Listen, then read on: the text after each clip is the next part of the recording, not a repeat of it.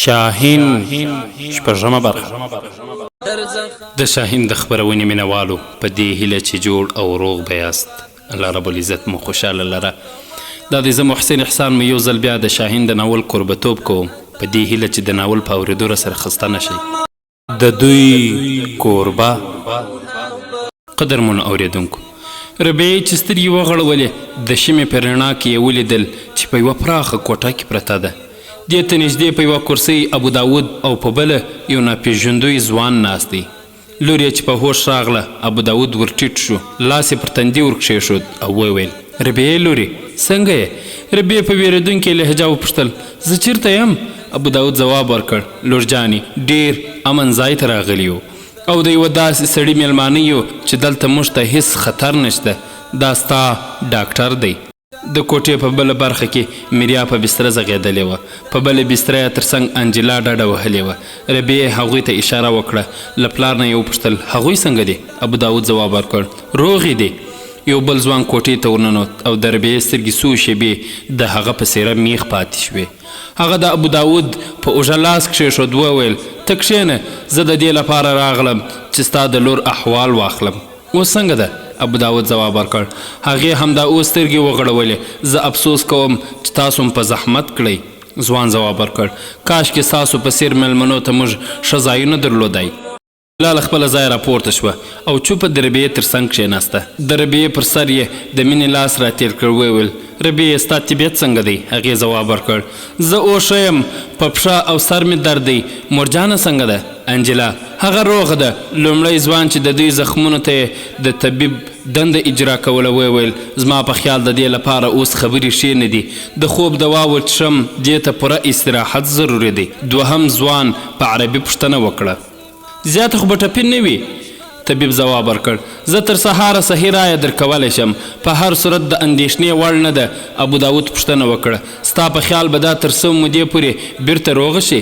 ډاکټر ځواب ورکړ: هغه به ډېر زر آرامه شي. زما په ګمان تاسو ته هم استراحت ضرور دی، باید آرام وکړئ. راتلونکې ورځ چې ربیعه له اوږده او درانه خوبه راویښه شوه، انجلا د کوټې له کړکۍ سره ولاړه وه او بهر ته یې کتل. میریا په بستره کې تکیه وهلې وه او ناسته وه. ربیعې ورو ورو ورغږ کړ: انجلا، انجلا. انجلا را بیداره غوندې شوه او بیا یې ورته راوکتل. راغله تر څنګ یې کښېناسته. ربیعې وویل: تا د شپې دوه تنه ناپېژندي دلته ولیدل؟ انجلا ځواب ورکړ: ما هم دا اوس له کړکۍ نه هم هغوی لیدل. ربیعې: زه شکمنه وم، ما ویل ما به خوب لیدلی وي. انجلا وویل: که ته په دې پوه شې چې موږ اوس چیرته یو، نو دا به ووایه چې په ویښه هم خوب وینو. ربیعې وویل: زه ښایي له ګاډۍ نه د لوېدو نه وروسته بېسده شوم، خو هغه پیښه له ماپښین نه لږ وروسته وه. وروسته بیا چې را په خود شوم، شپه وه، په کوټه کې شمه بله وه. زما په ګمان موږ د غرناطې په کومه پوځي قرارګاه کې یو. انجلا: نه، موږ له هغه سړک نه ډېر لرې راغلي یو. ته یې له موږ سره یو ځای د بېهوښۍ په حالت کې راوړی یې.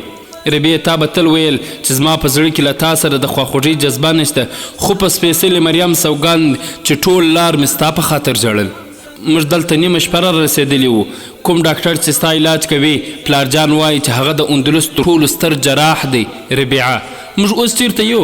انجلا: ربیعې، که ته واورې اعتبار به ونه کړې چې موږ اوس د سرحدي شاهین په دره کې یو. ربیعه: د شاهین په دره کې؟ نه، ته ټوکې کوې. ربیعې د کښېناستلو هڅه وکړه، خو خپل خوږ سر یې په دواړو لاسونو ونیو او بیرته سملاسته وویل: انجلا، انجلا، رښتیا ووایه، ما مه ځوروه. انجلا: زه رښتیا وایم.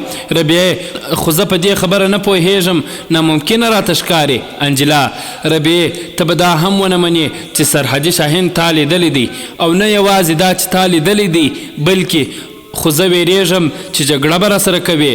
خو په سپېڅلې مریم سوګند زه دروغ نه وایم، ته له هغه سره ښه ډېر ساعت نږدې وې.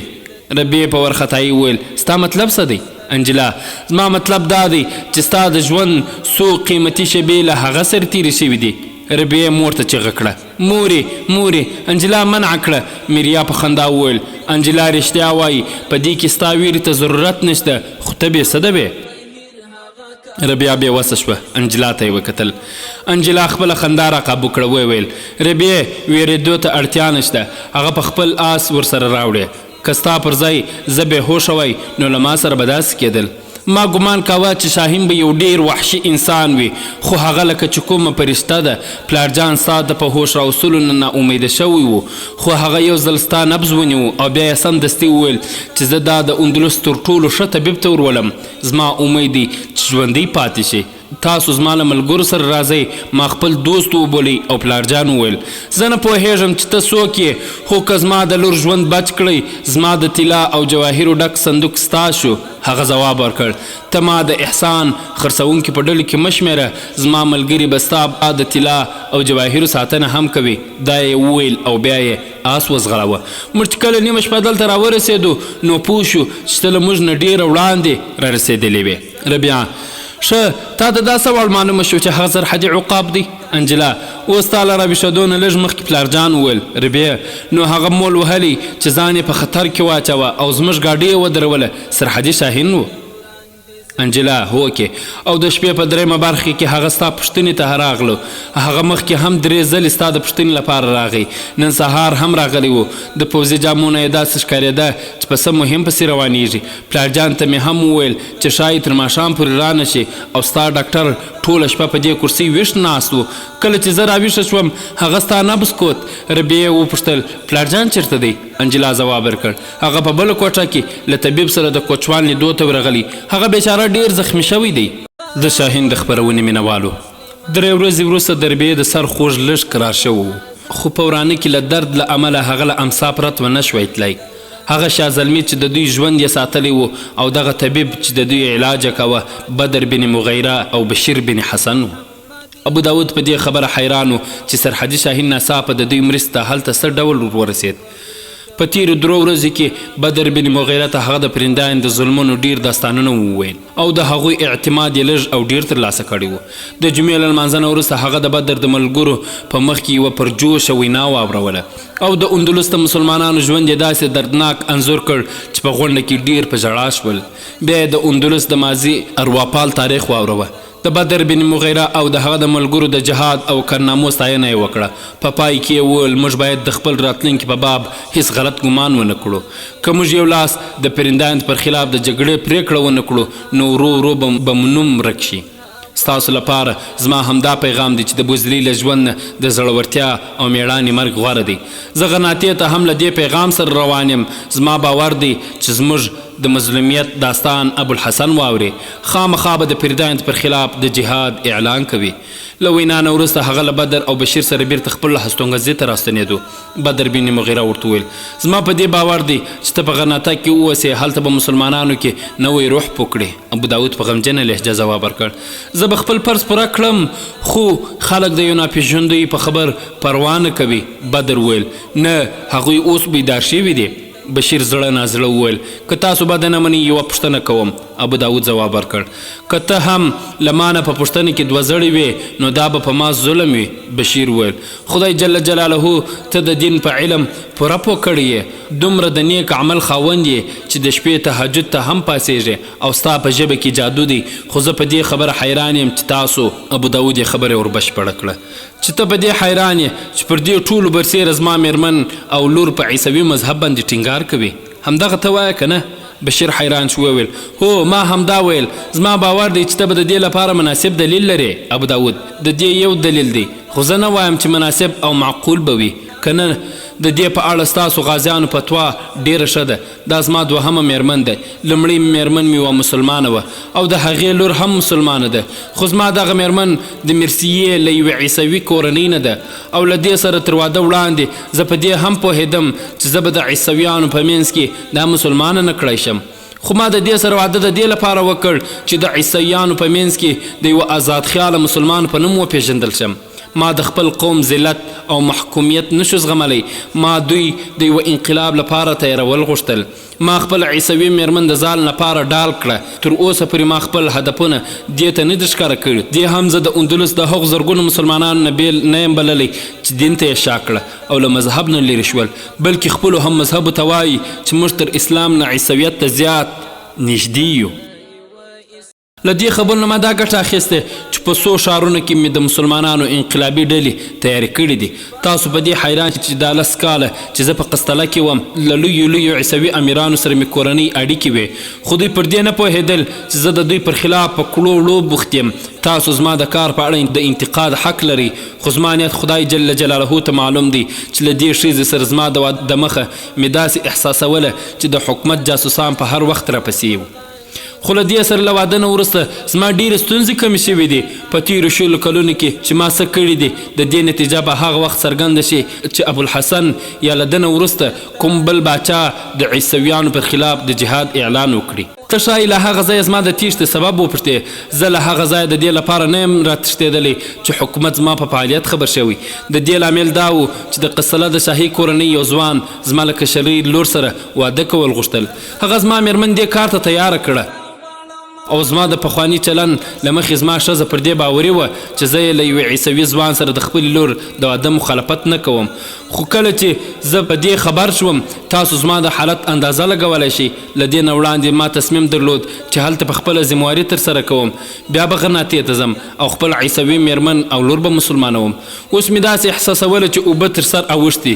ما د دې رشتې نه مخالفت وکړ چې د پریدان حکم راغی. اوس ما ته یوه لاره پاتې وه چې باید هجرت وکړم، خو زه ویرېدم چې دوی پوه نه شي چې زه غرناطې ته ځم او هجرت کوم نو ښایي زما مېرمن په خپله خوښه راسره ولاړه نه شي او لور مې هم په زور رانه واخلي. بشیر پوښتنه وکړه نو لور دې هم د شاهي کورنۍ له ځوان سره په واده خوښه نه وه؟ ابو داود: نه، د هغه ځوان یوه سترګه په جګړه کې ړنده شوې وه. بدر بن مغیره وپوښتل نو تاسو تر دې ځایه څه ډول راغلی؟ ابو داود: ما له تدبیر نه کار واخیست او د دې واده مخالفت مې پرېښود. ما د یو دوست په لاس لیک ولیکه او د همهغه د یوه نوکر په لاس مې خپل کور ته واستوه. په لیک کې لیکل شوي وو چې د انجلا بابا د مرګ په تبه پروت دی او هغه د خپلې لور او لمسۍ له لیدلو نه وړاندې نه غواړي ومري. د داسې خبرونو په اورېدو ښځې په عام ډول د ډېر تفصیل پوښتنه نه کوي. په دې لیک کې د میراث د ویش یادونه هم وه، ځکه خو مېرمن د میرسیې یوه اوږده سفر لپاره تیاره شوه. انجلا له دې واده نه کرکه کوله، ځکه خو سهار وختي ټول د سفر لپاره تیار شو. ربیعه ما مخکې خبره کړې وه، هغې هم ویل چې د خپلې ناسکه مور د پلار د خدمت لپاره دا هم تګ ته چمتو ده. خو موږ ته یوه بله ستونزه راپېښه شوه.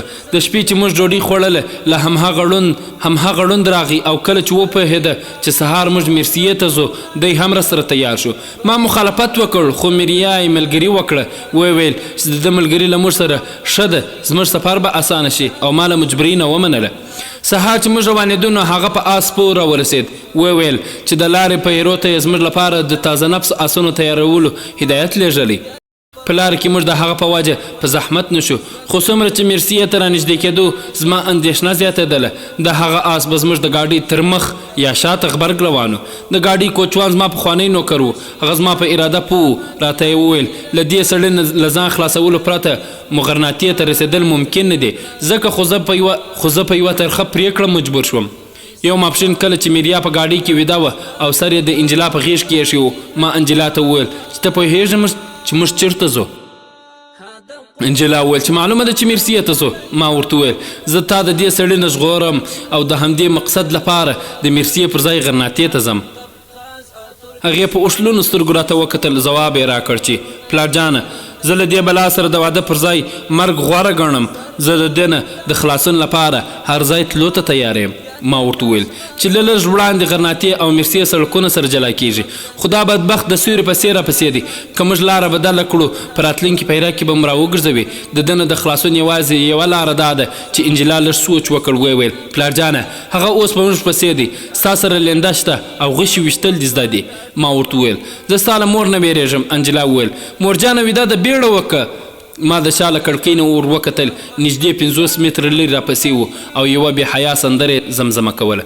ما کوچوان ته د ګاډۍ ورو کولو حکم وکړ او چې له هغه سره مو فاصله بلکل لږ پاتې شوه نو ما په غشي وویشت او ورسره سم مې کوچوان ته د ګاډۍ د ځغلولو حکم وکړ هغه د غش په لګېدو له آس نه لاندې را پرېوت خو بیا هم ویرېدم چې که ژوندی پاتې شي په ټول اندلس کې به زموږ لټون پیل شي ځکه خو په ډېره توندۍ خپل سفر ته دوام ورکړ کله چې مې ریا سترګې وغړولې ورته ومو ویل چې هغه وړاندې تیر شو بیا مو هغه ته دا ونه ویل چې موږ لاره بدله کړه خو چې د سرحد له وروستۍ پیرې نه راتیر شو له شانه مې څو سپاره ولیدل چې په موږ پسې راووتل ما د هغوی په ګړندي رفتار شک وکړ او کوچوان ته مې د ګاډۍ د ګړندي کولو امر وکړ د باران له امله سړک ډېر خراب و د خدای جل جلاله احسان دی چې ګاډۍ عربه هغه وخت ماته شوه چې تاسو زموږ منځ ته رارسېدلي وئ موږ ځکه تر سرحد راورسېدو موقع مو ومونده چې زما په ګمان یې لومړی زموږ لټون د مرسیې په لاره کې کړی و او هلته یې چې زموږ څه نښه ونه لیده بیا یې د غناتې لارې ته پام شوی و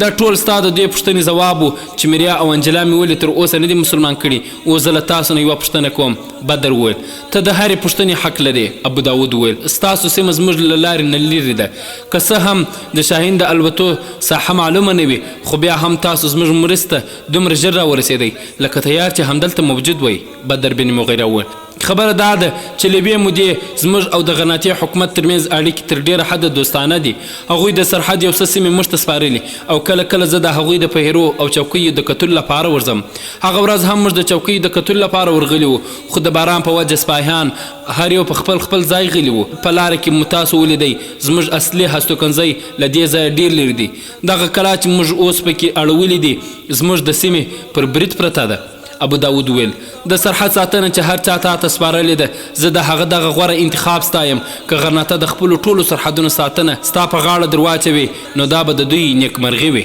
بدر زه د دومره ستر مسؤلیت در سره کولو اهل نه یم ابو داود زه په غرناته کې څوک نه پیژنم که تاسو ماته د 4-5 مخلصو کسانو نومونه ووایي زه به خوښ څم بدر بن مغیره وویل زه به داسې چاته لیک درکړم چې د هغه په وجه به په ټوله غرناته کې بلد شي خو زما په ګمان شپې دلته پاتې څنګه بشیره د لور به څه وخت د تګ راتګ شي بشیر ځواب ورکړ انشاءالله په یوه هفته کې به بالکل روغه شي د سرحدي شاهین د خپرونې مینوالو دا خپرونه ما محسن احسان چمتو کړې او تاسو ته وړاندې کړه دا چې په راتلونکي کې څه وسول انشاءالله په بله برخه کې به یې واورو در بیا د الله جل جلاله په امان السلام علیکم ورحمة الله وبرکاته